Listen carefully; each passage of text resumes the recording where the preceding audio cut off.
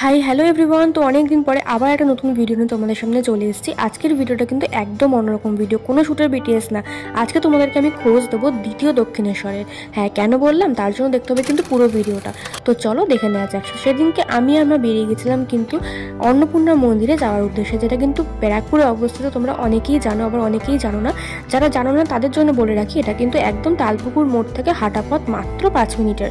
তো তোমরা দেখতেই পাচ্ছ আমি আর মা কিন্তু এখন হেঁটে হেঁটে যাচ্ছে। আর কিছুটা যাওয়ার পরেই কিন্তু এখান থেকে অ্যারো দিয়ে একদম সুন্দর করে বোঝানো রয়েছে যে কোন দিকে মন্দিরটা। তো আমাদের বুঝতে একদমই প্রবলেম হয়নি, তোমাদেরও কোনো প্রবলেম হবে না। আর দেখতেই পাচ্ছ একদম মন্দিরের সামনে চলে এসেছি। এটা হলো মন্দিরের এন্ট্রান্সটা। আর তোমাদেরকে কেন বললাম যে এটা দ্বিতীয় দক্ষিণেশ্বর, কারণ হচ্ছে দেখো, এটা কিন্তু পুরো দক্ষিণেশ্বরের আদলেই তৈরি করা। আর এটা প্রতিষ্ঠা করেছিল কিন্তু রানী রাসমণি, তার কনিষ্ঠতম কন্যা। তাকে একটু পরে তোমরা ভিডিওতে দেখতে পাবে। তো এখান থেকে দেখতে পাচ্ছ মা এখন মালা, মিষ্টি আর ফুল আর আলতা সিঁদুর মায়ের জন্য নিয়ে নিচ্ছে পুজো দেওয়ার জন্য। তো আমাদের অনেক দিন ধরেই ইচ্ছা ছিল যাওয়ার, কিন্তু বলো না মা না ডাকলে যাওয়া হয় না, ঠিক সেরকম।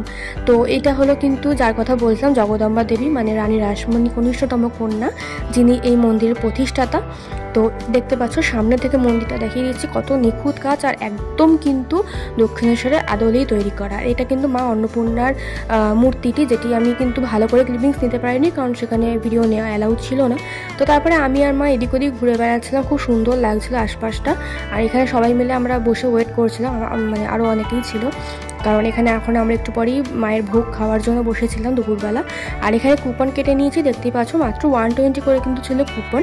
আর খাবারগুলোও কিন্তু ছিল খুবই ভালো। তোমরা যারা যাবে অবশ্যই কিন্তু ওখান থেকে তোমরা নিজেদের লাঞ্চটা করতেই পারো, কোনো প্রবলেম হবে না।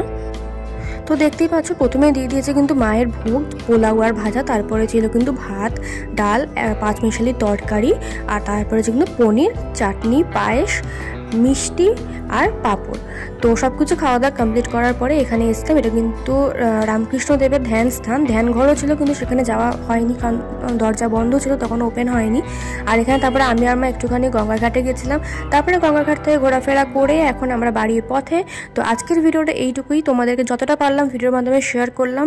তো কেমন লাগলো ভিডিওটা অবশ্যই